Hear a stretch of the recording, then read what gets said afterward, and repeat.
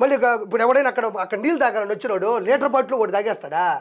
ఏం చేస్తాడు పాపం? ఆ లీటర్ బాటిల్ సంచిలో పెట్టుకొని పోతాడు. ఇప్పుడు కంపార్ట్మెంట్లో ఉచితంగా ఇచ్చే వాటర్ అవైలబిలిటీ లేకుండా చేశారు.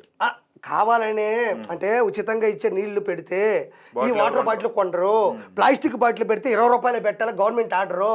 అదే గాజులో పెట్టామంటే 75 కదా 100 పెట్టుకోవచ్చు.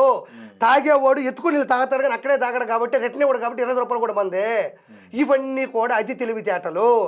నేను అదే చెప్పింది, వెంకటేశ్వర స్వామిని ఏడిపించిన ఈయన కొడుకులందరూ కూడా జూన్ 4 తర్వాత ఎక్కుపెట్టే మన చంద్రబాబు నాయుడు గారి హయాంలో కూటమిలో వీళ్ళకి వచ్చలు పడబోతున్నాయి.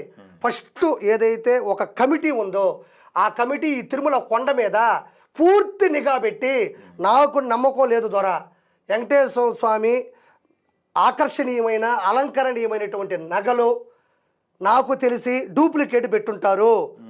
నాకు నమ్మకం లేదు.